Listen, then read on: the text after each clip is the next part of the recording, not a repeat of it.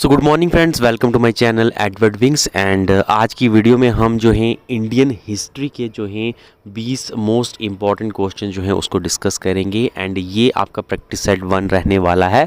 ये जो है आपको Jammu Kashmir police sub inspector का जो आने वाला एग्ज़ाम है उसमें तो काम आएंगे ही आएंगे। साथ ही साथ आपको JKSB का जो VLW का पेपर है और साथ ही साथ FA का पेपर है, दूसरे भी जो पेपर हैं JKSB में जिसमें इंडियन हिस्ट्री जो है हमेशा मेजर पार्ट रही है और रहेगी भी, उसमें भी जो है आपको ये काम आने वाले हैं। ठीक है, इसके अलावा JKPSI के लिए जो है ऑलरेडी जो हमारे चैनल पर कोर्सेज जो हैं वो चल रहे हैं, उसको भी आप देख सकते हैं। बाकी जो है आप एडवर्ड विंग्स का नाम हमारा ऐप जो है वो डाउनलोड वो जो है लॉन्च हो चुका है, उसको भी आप प्ले स्टोर पर जाकर जो है वो डाउनलोड कर सकते हैं। लिंक जो है उस ऐप का वो आपको डिस्क्रिप्शन बॉक्स में मिल जाएगा, वहाँ पर जाकर जो है आप देख सकते हैं अलग अलग कोर्सेज वहाँ पर जो चलाए जा रहे हैं। ठीक है, स्टार्ट करते हैं वीडियो। सबसे पहला क्वेश्चन जो है वो है आपका कि अर्लीस्ट सिटी जो कि भारत में डिस्कवर हुई है, इंडस वैली की जो सिटीज़ हैं वो बताई गई हैं। इसमें से सबसे अर्लीस्ट सिटी, सबसे पहली सिटी जो डिस्कवर हुई है इंडस वैली सिविलाइजेशन की, वो कौन सी थी?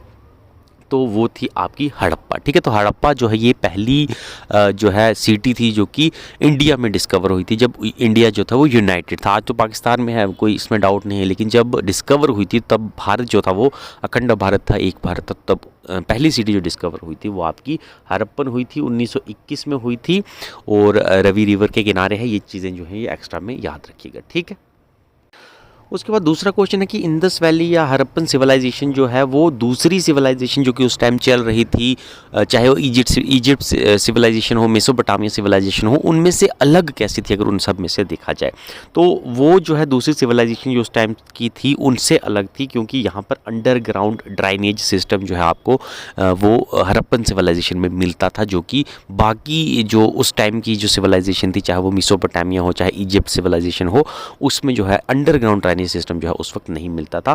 बाकी जो चीज़ें हैं, चाहे टाउन प्लानिंग हो, चाहे यूनिफॉर्मिटी हो वेट या मेयर की, या लार्ज एग्रीकल्चरल इक्विपमेंट्स की हो, ये सब चीज़ें बाकियों में भी मिलती थी, लेकिन ड्राइनेज सिस्टम जो अंडरग्राउंड था वो सिर्फ हड़प्पन सिविलाइजेशन में उस टाइम मिलता था। ठीक है, उसके बाद नेक्स्ट क्वेश्चन है कि कौन से कुषाण किंग जो हैं जिनको कहा जाता है the lord of whole world. ठीक है, इनको टाइटल दिया गया है the lord of whole world, यानी पूरी दुनिया जो है उसका खुदा या उसका हम कह सकते हैं भगवान माना जाता था। ये कौन से किंग, कुषाण किंग थे?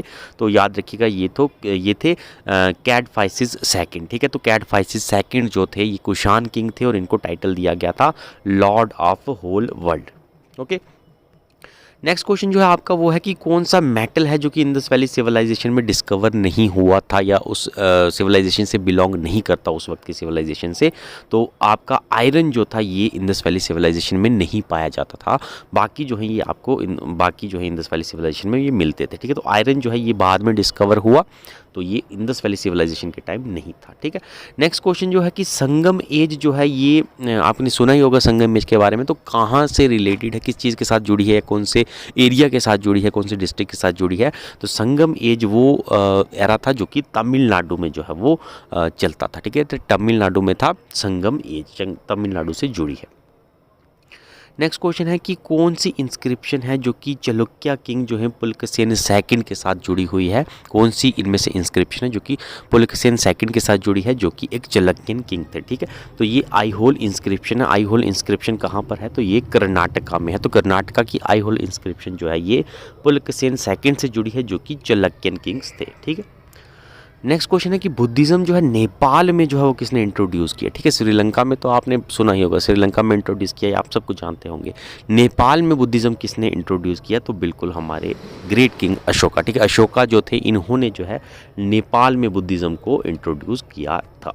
ओके, फिर है कि पहले तीर्थंकारास जो थे जैन्स के। ठीक है, जैन्स के लगभग 24 तीर्थंकारास थे, जिसमें 24 में जो थे वो हमारे जैन देव थे। उसमें आपके पहले तीर्थंकारास जो है जैनिज़्म में वो कौन से थे? तो बिल्कुल आपके ऋषभनाथ। ठीक है, ऋषभनाथ है इनका नाम, ऋषभ भी बोलते हैं इनको। तो ये पहले तीर्थंकारा थे जैन के। ठीक है, उसके बाद नेक्स्ट क्वेश्चन है कि गुरु कबीर जी के गुरु कौन थे? ठीक है, कबीर जी का नाम सुना ही होगा, भक्ति मूवमेंट जब आप पढ़ते हैं कबीर जी का बड़ा नाम उसमें आता है।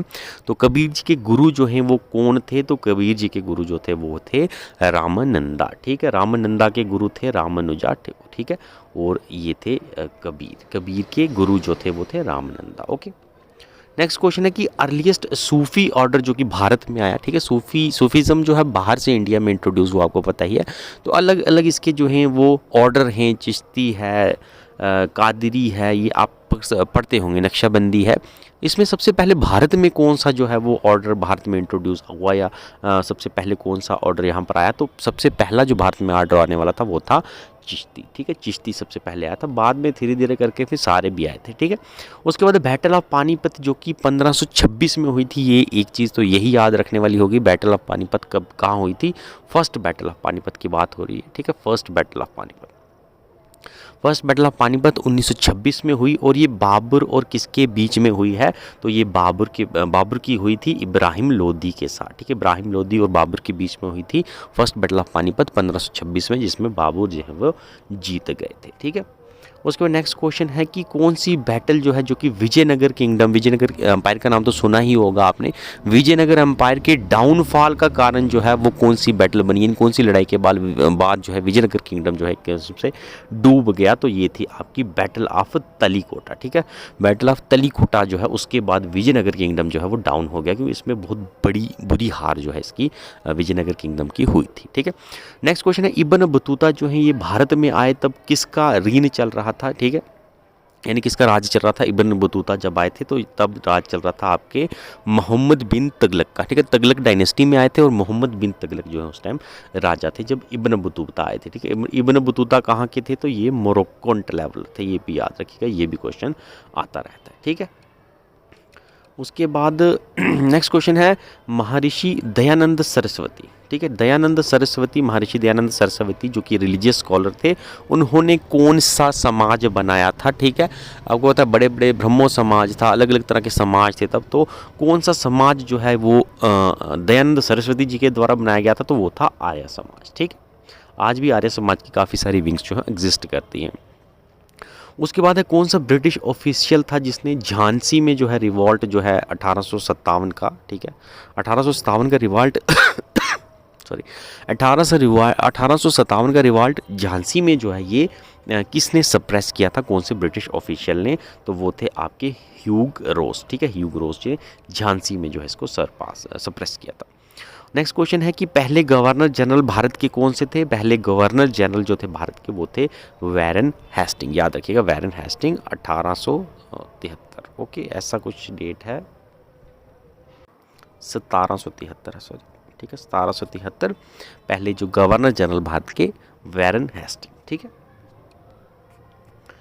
नेक्स्ट है फर्स्ट वाइसराय जो थे भारत के वो कौन से थे? तो फर्स्ट वाइसराय आपके लॉर्ड कैनिंग, ठीक है, और ये कब थे? आपके लगभग 1857 के रिवॉल्ट के बाद 1858 में जो है ये आए थे, तो लॉर्ड कैनिंग, ठीक है।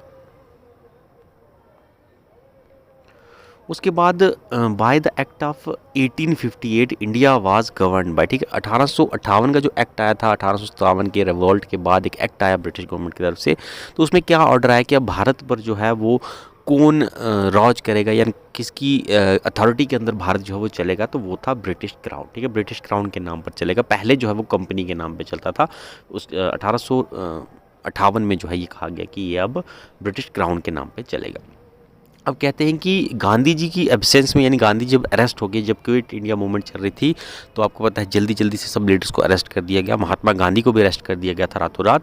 तो महात्मा गांधी की एब्सेंस में फिर क्विट इंडिया मूवमेंट जो है उसको आगे किसने चलाया? तो वो थी हमारी अरुणा आसफ अली, ठीक है, ग्रेट वुमन, ठीक है, ग्रेट फ्रीडम फाइटर तो थे ही, तो इन्होंने जो है महात्मा गांधी की एब्सेंस में क्विट इंडिया मूवमेंट को पूरा सक्सेसफुली आगे पहुँचाया, ठीक है। नेक्स्ट जो है खिलाफत मूवमेंट जो है वो किसने ऑर्गेनाइज की थी? तो खिलाफत मूवमेंट आपके अली ब्रदर थे, जिसमें आपके शौकत अली थे, ठीक है, शौकत अली भी थे, और साथ में आपके इनके ही भाई थे मोहम्मद अली, ठीक है, शौकत अली और मोहम्मद अली ये दोनों भाई थे, इन्होंने देखा था खिलाफत मूवमेंट, ठीक है। तो ये आपके 20 इंपॉर्टेंट क्वेश्चन हैं, या आप आज जो है आपने जो है इंडियन हिस्ट्री के ऊपर आपको प्रैक्टिस सेट मिला है। कल जो है आपको 20 इंपॉर्टेंट क्वेश्चन जो है इंडियन जियोग्राफी पर जो है वो सेकंड जो है प्रैक्टिस सेट जो है वो आपको मिल जाएगा। तो प्रैक्टिस करते रहिए, प्रैक्टिस ही जो है आपकी कामयाबी का हम कह सकते हैं रास्ता है। तो प्रैक्टिस को बिल्कुल मत छोड़िएगा, रिविजन का ही टाइम है, पेपर आपका बहुत ही नज़दीक है, लगभग 1 महीने से भी कम का टाइम बच रहा है। तो प्रैक्टिस करते जाइए, हम आपके साथ हैं, आप भी हमें अपना साथ देते रहिए और देखिएगा एडवर्ड विंग्स।